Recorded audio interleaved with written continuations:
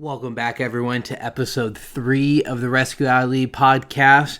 Thank you very much for tuning in. My name is Rescue Jay. I run a nonprofit dog rescue, and I'm going to be talking about one of the most common questions I get, and a lot of people don't like the answer that I give them is, I want to start an animal rescue. What should I do? Can you give me any advice? And my first response is don't. Don't start your own. Because it is nothing what it's like on social media. And that's why I started this podcast, to showcase the reality of rescue and different organizations and kind of what they're like. Now, not the best answer to give, and not what anyone is hoping to receive either. I know people are like, oh, you should do this, and it's like, it is not that simple. But to actually answer the question truthfully, and in my humble opinion, is, if you want to start a rescue organization rescuing anything, I would say have, and I'm not just saying this to say it, honestly, have $100,000 saved up, have some sort of passive income that'll get you maybe $50,000 a year that you don't really have to do much with, and have at least 20 volunteers who are ready to help you out. And I mean gung-ho, ready to dive in, ready to get dirty, ready to sacrifice a lot of time, a lot of energy, a lot of money, and not necessarily money, but definitely the time and the energy to help you get to a very successful state in whatever organization you want to start. And I know that part is crazy. And they're like, really, $100,000 plus all this to start a rescue? I'm like, yeah, if you could get more, that'd be even better. So the biggest thing, especially when you're dealing with larger animals, even if you're like a rescue livestock animals or horses or even dogs and cats, but it could be anything. Vet care could be absolutely insane. I'm down in Mexico, where vet care is pretty good, but it's a lot cheaper than, let's say, if you're in the United States. We've talked to a couple vets down here who have also worked in California, and we got something down here that was around like $500, which $500 adds up. If that was up in California, that same procedure would have been $7,500. And so we're grateful to have done that. And it was a good procedure. Everything was good. Nothing happened. It's just price is absolutely insane. That's why a lot of rescues are down here in Mexico or outside of the U.S., because it's just so expensive. And so that's just one aspect. Then there's how are you going to feed all your animals? If you just have one or two, whether it be dogs, cats, whatever, fairly easy. You can get a couple donations, especially if you're a nonprofit. People can donate to you. But if you're like us, right now we have almost 70 dogs. And if we had to spend money every single week, which sometimes we have to, and we have done weeks on end, it could be a couple hundred, $300, $400, $500, $600 a week just to feed our dogs. And so that's another one. We're still doing the vetting, but then we have also this expense. And then we have getting the dogs adopted. We sometimes get them adopted far away, or if they're in a different state, we might have to drive. We might have to might have to pay someone to take the dog for a variety of reasons. And that adds up. Transportation costs are a big one in rescue that a lot of people overlook. Along with that is fuel. That adds up very, very quickly. Especially, I have a big truck, not cheap to fill up. And then if I'm going back and forth and back and forth and back and forth, that can add up. So you have the vet, you have the taking care of the dogs, feeding them, you have transportation. Then you have every other different expense for yourself. You have expenses for clothes and for care and for this and for that. So you still have all your normal expenses, food, water, electricity, the house, ranch, everything. You still have all those expenses. And then if you're at a ranch, we're on a rescue ranch. We're a little over an acre. Then we have water for there. We have taking care of the property. If someone has to stay there, we have to pay someone to stay there. If we're doing something, if we have an event, if we have a fundraiser, if we have this, if we are adopting out dogs, we got to pay someone to stay there. Or if you are a foster-based rescue where you have all your animals in different fosters, they could have 1, 2, 3, 4 animals, however many, but usually it's kind of just one in different fosters. We know a couple rescues where they have 40 dogs each in a different house. So that's 40 different people that you're going to get dog food to, you have to drive to, you have to still do all the vetting. And if they aren't all local, they're all around, that goes to the transportation costs. You're going to be driving around a lot. So there's so many different expenses that a lot of people don't account for. And that's not including the starting up cost based off of what you're going to do. For example, if you are just in a house or an apartment right now and you want to go and start a rescue, you want to get 1 acre, 2 acres, 3 acres, and build up a property.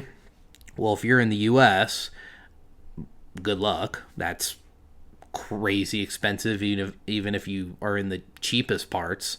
That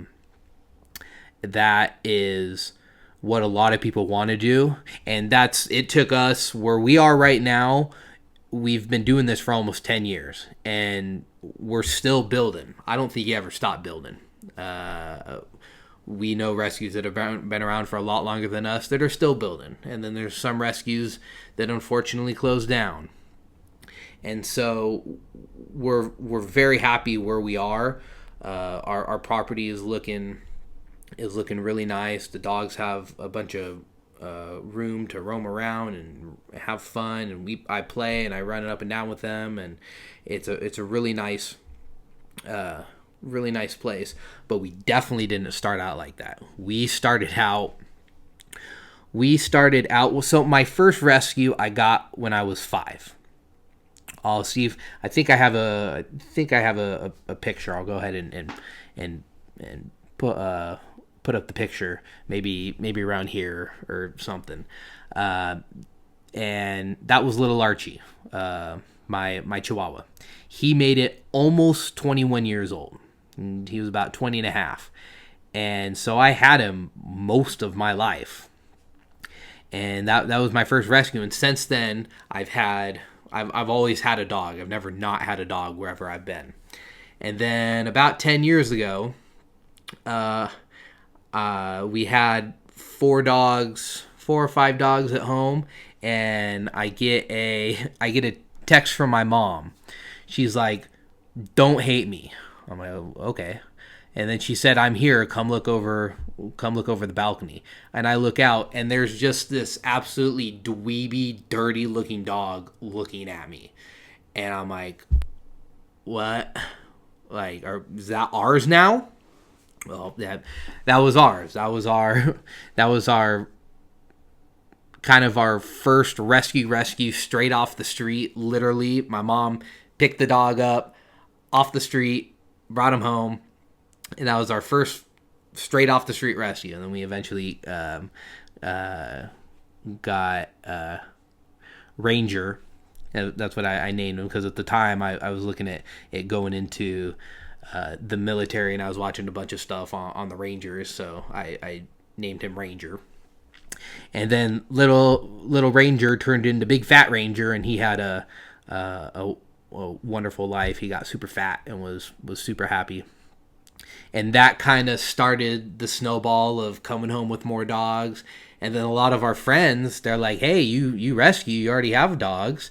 How about you take this one? Sure, absolutely. You take this? Sure, we'll take them all. All of a sudden, we had 30 dogs in our house. We didn't have the rescue ranch. We just had 30 dogs in our house. And we're like, ooh, this is a little crazy. And it's always been my mom's dream to open up a rescue and have a big piece of property and rescue all these animals. And so we started with our first property that we had for almost 6 years, and it was just a house on about an acre and a half of usable land ish. A little bit of ravine. It was on the side of a hillish mountain.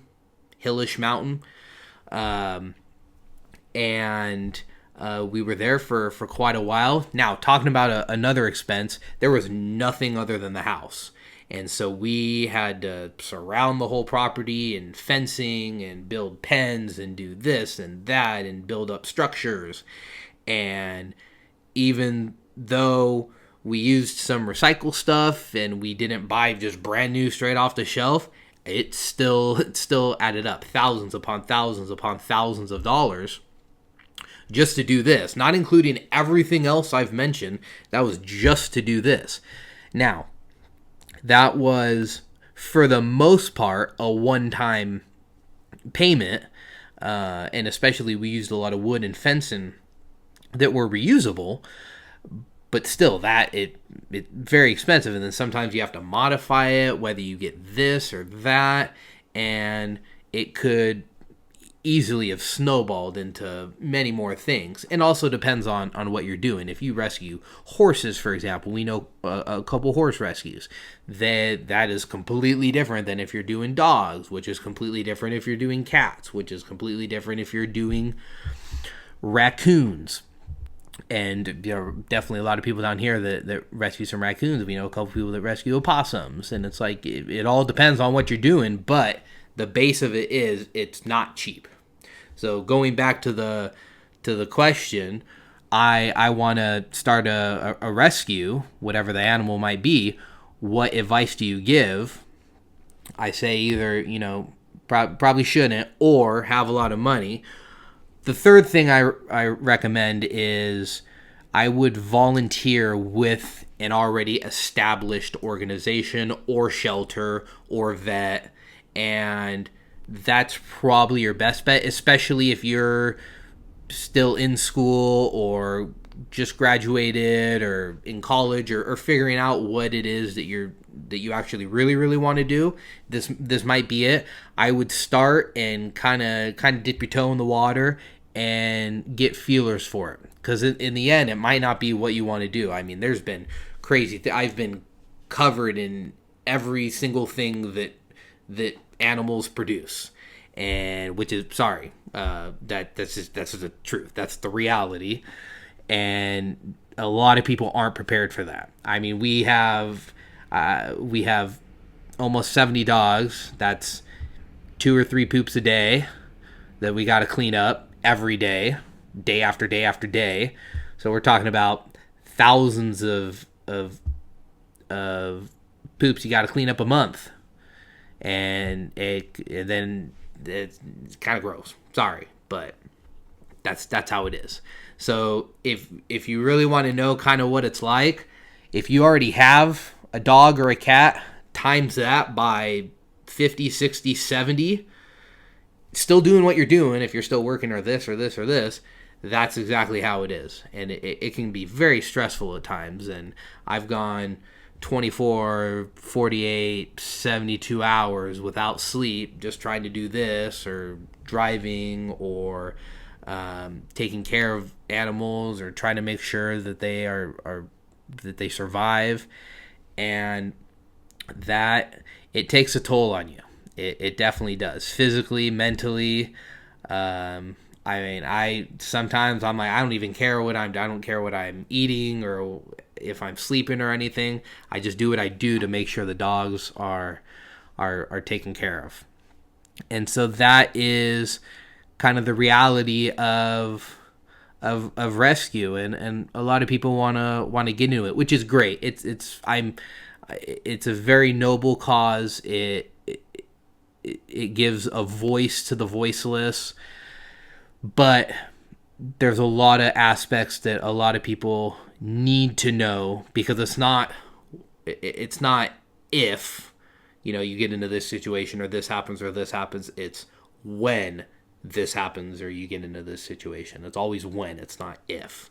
And so recommendation is volunteer first somewhere. There's probably a place locally around you to where you can volunteer, and you can look up rescues or shelters, send them an email, call, go by, hey, I'm interested in this. Can I volunteer? What can I do? And they might need help with this or that, and you can be open. We have people reach out to us, hey, we want to do this, and I'm like, hey, this is what we need help with.